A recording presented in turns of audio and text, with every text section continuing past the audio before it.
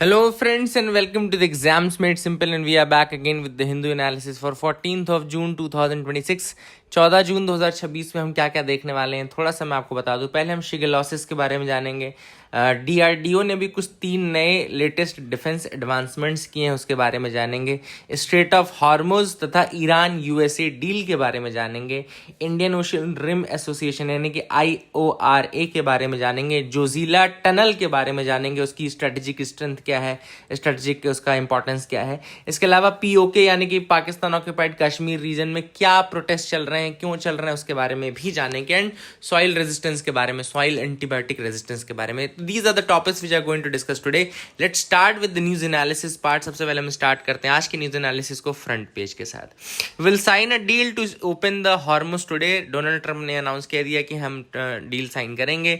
अभी nuclear programme की बात नहीं चलेगी, न्यूक्लियर प्रोग्राम की बात लेटेस्ट स्टेप्स में चलेगी। अभी केवल बात चल रही है स्ट्रेट ऑफ हॉर्मुज को ओपन करने के लिए फॉर ऑल द शिपिंग्स, क्योंकि आपको पता है कि ईरान ने रोक रखा है, ईरान कंट्रोल करता है स्ट्रेट ऑफ हॉर्मुज को because of the locality. And उसको काफ़ी इम्पैक्ट भी पड़ा था अभी जब से अटैक हुआ था, इजराइल USA ने किया था, तो उन्होंने उसमें काफ़ी रोक दिया था जो भी वहाँ से ट्रांसपोर्ट हो रहा था, ऑयल एंड ये सारी चीज़ें। ठीक है, तो यहाँ पे ये सारी चीज़ें होने वाली है डील में। हालांकि अभी डोनाल्ड ट्रंप ने ये ज़रूर कहा है कि वो डील में कोई पैसा नहीं देने वाले हैं to the Iran, no compensation anything like that will not be given. इसके अलावा एक चीज़ जो है, ईरान का कहना है कि उनको उनके सैंक्शंस हटा दिए जाएंगे और वो ट्रेड कर सकते हैं दूसरी कंट्रीज़ के साथ। US के जो ब्लॉकेड हैं वो हट जाएंगे, ऐसा ईरान का कहना है। बट देखते हैं क्या एक्चुअल टर्म्स क्या हैं डील के, है ना। ये सारी चीज़ें तो हमको डील आने के बाद ही दिखेगी, लेकिन this is what it is going on. लेकिन थोड़ा सा अपन एक चीज़ करते हैं कि इसमें जो मैप है ईरान का वो ज़रूर देख लेते हैं। तो आप ईरान का जब मैप देखेंगे तो ईरान के मैप में आपको पहले तो इंपॉर्टेंट वाटर बॉडीज़ देखो जिसको ईरान टच करता है। ऊपर कैस्पियन सी को टच करता है ना। देन अगर वेस्ट में देखो तो पर्शियन गल्फ को टच कर रहा है, ऑब्वियसली बात है। पर्शियन गल्फ और गल्फ ऑफ ओमान के बीच में आपको स्ट्रेट ऑफ हॉर्मुज दिखेगा, बिल्कुल बहुत क्लोज है। वहाँ पे जो पोर्ट है बंदर अब्बास पोर्ट है, वहाँ पे आपको दिख रहा होगा बंदर अब्बास ईरानियन पोर्ट है। एंड इधर साइड से UAE ओमान भी बॉर्डर शेयर करते हैं। कतर पर्शियन गल्फ को टच करता है, बहरीन पर्शियन गल्फ को टच करता है, सऊदी पर्शियन गल्फ को टच करता है, कुवैत पर्शियन गल्फ को टच करता है। इसके अलावा आपका इराक पर्शियन गल्फ को टच करता है। एंड योर फाइनली ईरान भी पर्शियन गल्फ को टच करता है, तो इसीलिए इनको पर्शियन गल्फ नेशंस भी कहा जाता है। ठीक है ना। ईरान में अगर हम बात करें, 2 इंपॉर्टेंट डेजर्ट्स हैं, एक दश्ते काविर, यहाँ पे दिख रहा होगा दश्ते काविर, और एक दश्ते लुत। ये 2 डेजर्ट्स इंपॉर्टेंट है जो दिख रहे होंगे। माउंटेन रेंजेस में एल्बुर्ज माउंटेन्स आपको दिख रहा होगा, देन जैग्रॉस माउंटेन्स। 2 माउंटेन इंपॉर्टेंट है, एल्बुर्ज और जैग्रॉस, तो ये दोनों माउंटेन्स भी आप याद रखिएगा। एंड देन इधर साइड ईस्ट में अफगानिस्तान के साथ ईरान बॉर्डर शेयर करता है। थोड़ा नॉर्थ ईस्ट की तरफ जाएंगे तो तुर्कमेनिस्तान के साथ बॉर्डर शेयर करता है, देन पाकिस्तान के साथ भी बॉर्डर शेयर करता है। तो all these things are important. Strait of Hormuz मैंने जैसा कि आपको बताया पर्शियन गल्फ और गल्फ ऑफ ओमान के बीच में है, तो ये इंपॉर्टेंट है from the exam point of view, आप याद रखिएगा। आगे मूव करते हैं, देखते हैं दूसरी क्या इंपॉर्टेंट न्यूज आर्टिकल है जिनके बारे में हमको डिस्कस करना है, तो can move ahead with me. Second news है, teeming peacock population poses new challenge to farmers and foresters. तो अब ये बात चल रही है एक रीजन की जिसको हम बोलते हैं कुप्पम रीजन। कुप्पम रीजन है आंध्र प्रदेश में, याद रखिएगा, चित्तूर डिस्ट्रिक्ट आंध्र प्रदेश में कुप्पम रीजन आता है। और यहाँ पे 3 स्टेट्स लगते हैं, एक तो आंध्र प्रदेश लग रहा है, दूसरा तमिलनाडु लग रहा है और कर्नाटका लग रहा है। अब यहाँ पे पीकॉक की पॉपुलेशन बढ़ती जा रही है, the increasing peacock population is there. इसको इंडियन पी फाउल बोलते हैं, याद रखिएगा। जो पीकॉक है इंडियन पी फाउल, इसको याद रखिएगा। अगर आपसे कोई पूछे कि इंडियन पी फाउल किसकी वेराइटी है, तो ये याद रखिएगा, इट्स अ पीकॉक वेराइटी। और यहाँ पर इसके नंबर बढ़ रहे हैं, लेकिन उससे एग्रीकल्चरल फील्ड्स को नुकसान पहुंच रहा है, क्योंकि जो ये पीकॉक्स हैं ये फिर एग्रीकल्चरल फील्ड्स को नुकसान पहुंचाते हैं। ठीक है, बस इतनी न्यूज़ थी, लेकिन थोड़ा सा हमको और देखने को मिलेगा। पीकॉक के बारे में बता दिया, पी फॉल बता दिया। आप थोड़ा सा देख लो कि ये शेड्यूल 1 स्पीशीज में आता है। याद रखिएगा, जो हमारा वाइल्ड लाइफ प्रोटेक्शन एक्ट है 1972 का, उसकी शेड्यूल 1 स्पीशीज यानी कि मैक्सिमम जो प्रोटेक्शन है वो दी गई है पीकॉक को, तो शेड्यूल 1 स्पीशीज में आता है। And this is very important, it has same level of legal protection as that of tiger. जैसी टाइगर को प्रोटेक्शन दी गई है वैसी ही लीगल प्रोटेक्शन पीकॉक को ही दी गई है। ठीक है ना। तो I hope you got clarity regarding that. इनके नंबर भी बढ़ते जा रहे हैं। और जो क्यूपम रीजन है वहाँ पे जैसा मैंने बताया कि क्या रीजंस हैं कि इनके पीकॉक के नंबर बढ़ रहे हैं, तो वहाँ ओपन फॉरेस्ट है, कल्टिवेटेड फील्ड्स हैं, सीजनल वाटर सोर्स है एंड रॉकी एलिवेशन है, तो काफ़ी फूड मिलता है, रोस्टिंग भी सेफ है ना। फूड भी अच्छा खासा है और रोस्टिंग भी सेफ होती है, तो ये रीजंस है कि क्यों वहाँ बढ़ रहे हैं पीकॉक के नंबर, बट नुकसान एग्रीकल्चरल फील्ड्स को जो पहुँच रहा है वो मैंने आपको बता दिया।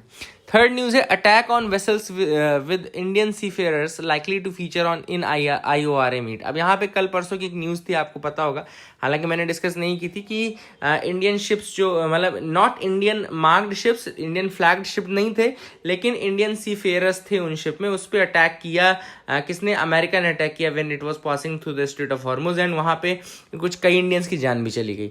तो ऐसे में ये मुद्दा जो है काफ़ी इंपॉर्टेंट एक एक्सटर्नल अफेयर्स का मुद्दा है जिसको उठाने की बात चल रही है, क्योंकि IORA का एक सीनियर ऑफिशियल्स मीट है। Senior officials meet actually second highest decision making body है। जो committee of senior officials in the Indian Ocean Rim Association है, वो second highest decision making body है IORA की। याद रखिएगा, senior officials of the Indian Ocean Rim Association, ये second highest decision making body है। इसकी मीटिंग होने वाली है। अब सारी आंखें इंडिया की तरफ रहेगी, क्या वो यूएस के अगेंस्ट बोलता है कि नहीं बोलता है कि भाई आपने हमारे 4 वेसल्स जो कि इंडियन सीफेयरर्स थे उन पर अटैक किया। इंडिया के पास 2025 में ही प्रेसिडेंसी आई है, तो करंट चेयर भी है IORA का इंडिया, एंड इसमें और भी कंट्रीज मेंबर्स हैं। मैं आपको एक थोड़ा सा इसके बारे में ब्रीफ दे दूं कि इसकी 23 मेंबर कंट्रीज हैं, देयर आर 23 मेंबर कंट्रीज। इसका फॉर्मेशन 1997 में हुआ था। हेडक्वार्टर इसका साइबर सिटी ईबीन मॉरिशियस में है। 23 मेंबर्स हैं, 11 डायलॉग पार्टनर्स हैं। याद रखिएगा, 23 members are there, 11 dialogue partners are there. Dialogue partners में ही आपका USA, UK, जापान, चाइना, ये सब डायलॉग पार्टनर्स में आते हैं। इंडिया एक फाउंडिंग मेंबर है, काफ़ी इंपॉर्टेंट रोल भी प्ले किया है। 6 प्रायोरिटी एरियाज हैं, maritime safety security, trade and investment facilitation, fisheries management, disaster risk management, academic science and tech cooperation, tourism and cultural exchange. तो आप देखो क्या होता है, एक्चुअली यूपीएससी पूछ सकता है कि which of the following are not a priority area of IORA। अब आपको लगेगा कि यार फिशरी मैनेजमेंट नहीं होगा, लेकिन फिशरी मैनेजमेंट भी है, डिजास्टर रिस्क मैनेजमेंट भी है, academic and science tech cooperation भी है। तो इस तरीके से आपको ये भी चीज़ें पढ़नी होनी चाहिए, क्योंकि यूपीएससी आजकल थोड़ा डिटेल में घुस भी रहा है अंदर की, है ना, भले ही वो फैक्चुअल डिटेल क्यों ना हो, ठीक है ना। इसके अलावा सिग्निफिकेंस फॉर इंडिया क्या है, क्योंकि इंडिया के पास एक सागर इनिशिएटिव है, security and growth for all in the region, and वो हमारी डॉक्ट्रीन है, काफ़ी इंपॉर्टेंट। IORA में 23 जो मेंबर्स हैं उनमें Australia, Bangladesh, Comoros, France, India, Indonesia, Iran, Kenya, Madagascar, Malaysia, Mauritius, Mozambique, Oman, Seychelles, Singapore, Somalia, south Africa, Sri Lanka, Tanzania, Thailand, UAE, Yemen and Maldives. तो ये कंट्रीज आपको याद रखना है कि मेंबर कंट्रीज हैं। डायलॉग पार्टनर्स में USA और बाकी सारी कंट्रीज आती हैं।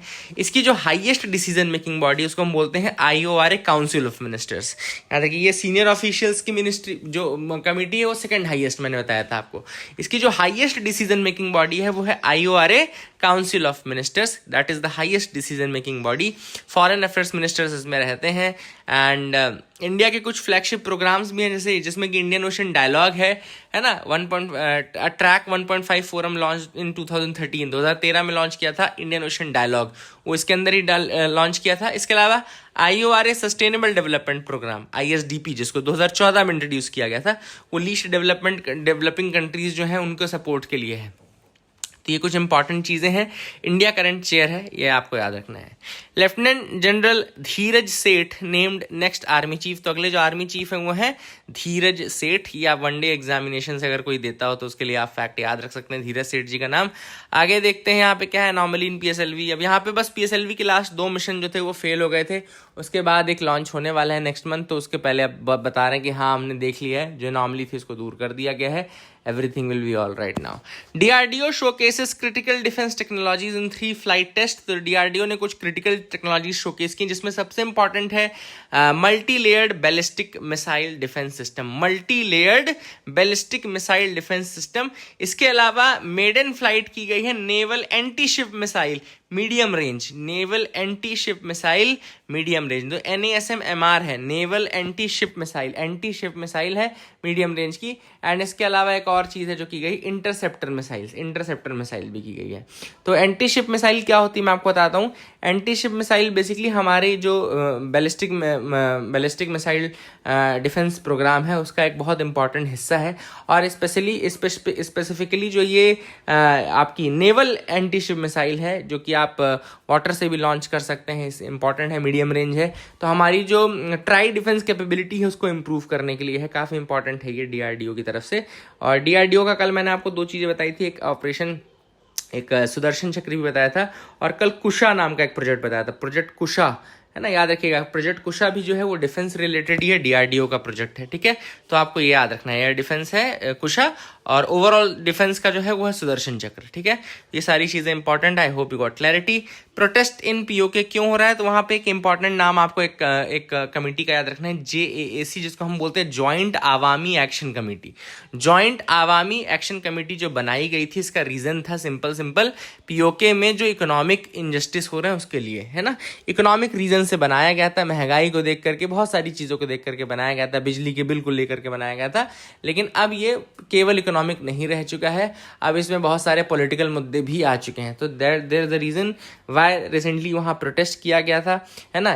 कुछ रिजर्वेशन की सीट्स को लेकर के प्रोटेस्ट चल रहा है, प्लस पाकिस्तान का इंटरफेरेंस बहुत ज़्यादा है। कि आपको पता होगा पीओके रीजन को वो आज़ाद कश्मीर बोलते हैं, हम उसको, हमारा जो वोकैबुलरी है उसमें हम पाक ऑक्यूपाइड कश्मीर बोलते हैं, but they call it the Azad Kashmir. तो ये आपको याद रखना है। जेएएसी जो है एक अम्ब्रेला ऑर्गेनाइजेशन है, रिसेंटली उसको वहाँ पे टेररिस्ट ऑर्गेनाइजेशन भी घोषित कर दिया गया था, क्रैकडाउन किया गया उसके ऊपर, and protest was going on. Economic reason से स्टार्ट हुआ था, but recently economic reason, corruption and Pakistani interference, all these have been included, ठीक है ना। प्लस जो रिजर्व्ड सीट है वहाँ पे भी पाकिस्तान के बहुत सारे लोग आ जाते हैं, so for that reason it is there. Zojila tunnel की बात चल रही है, तो world's longest high altitude tunnel, world की लॉन्गेस्ट हाई एल्टीट्यूड टनल जो है, which is spanning nearly 13.14 kilometers at an altitude of 11,578 feet. World की longest high altitude tunnel 13.14 kilometre. ये काफ़ी इंपॉर्टेंट है। Zoji La tunnel built at a cost of 6,800 crores, and Zoji La tunnel जो है वो ऑल वेदर कनेक्टिविटी प्रोवाइड करेगा between Kashmir valley and Ladakh. तो लद्दाख और कश्मीर वैली के बीच में, याद रखिएगा, लद्दाख और कश्मीर वैली के बीच में ऑल वेदर कनेक्टिविटी प्रोवाइड करना है इसका मेन एम। और इससे बहुत सारे इंपॉर्टेंट चीज़ें हैं। जोजिला टनल कनेक्ट करता है सोनमर्ग के बालताल को, which is in central Kashmir Ganderbal district, with the Meena Marg in Ladakh Dras district. तो मीना मार्ग लद्दाख के द्रास डिस्ट्रिक्ट में, जो आप सब सोचो कितना ठंडा एरिया है, बिल्कुल वहाँ तक पूरा कनेक्ट होगा। और ये पहले जो था ये कनेक्टिविटी सीजनल हुआ करती थी, बर्फ़ के टाइम में तो बिल्कुल बंद ही हो जाता था। तो हमारा जो ट्रूप मूवमेंट है, और हो सकता है आर्मी का मूवमेंट, वो भी दिक्कत होती थी, बट अब हम मैन को डिप्लॉय कर सकते हैं कभी भी। सो ये एक स्ट्रेटेजिकली भी काफ़ी इंपॉर्टेंट है हमारे, उसके लिए भी इंपॉर्टेंट है। विरलेंट बैक्टीरियम, यहाँ बात चल रही है शिगेला की। Shigella which is a rod shaped bacteria. यहाँ देखो कुछ फैक्ट्स हैं, वो लिख लो, याद रख लो, क्योंकि यूपीएससी पूछ लेता है। रॉड शेप्ड है, याद रखिए, रॉड शेप्ड है। एंड ये ग्राम नेगेटिव जो टर्म्स है वो इंपॉर्टेंट है। ग्राम नेगेटिव बैक्टीरिया है, एंड इट्स वेरी कंटेजियस, जो कि फीकल रूट से मतलब फैल जाता है। एंड ये कॉज करता है shigellosis. It's a bacteria causes shigellosis, and Shigella is basically news because of Kerala outbreak. Kerala में आउटब्रेक हुआ, एक डायरियल डिसीज है, याद रखिएगा। शिगेलोसिस एक डायरियल डिसीज है which is marked by fever, abdominal cramps, bloody diarrhoea, है ना, यानी कि जिसको ब्लडी डिसेंट्री बोल सकते हैं, ब्लड आता है जब डायरिया में। And it was a bacteriologist Kiyoshi Shiga, and जिन्होंने आइसोलेट किया था शिगेला डिसेंट्रिया को, है ना। तो डिसेंट्री वाला जो शिगेला वायरस है उसका स्ट्रेन कियोशी शीगा ने ही अलग किया था 1897 में, और उस समय जापान में सीवियर डिसेंट्री एपिडेमिक हुआ था। उसके बाद इसका नाम शिगेला पड़ा, है ना, या कियोशी शीगा के ऊपर ये नाम है।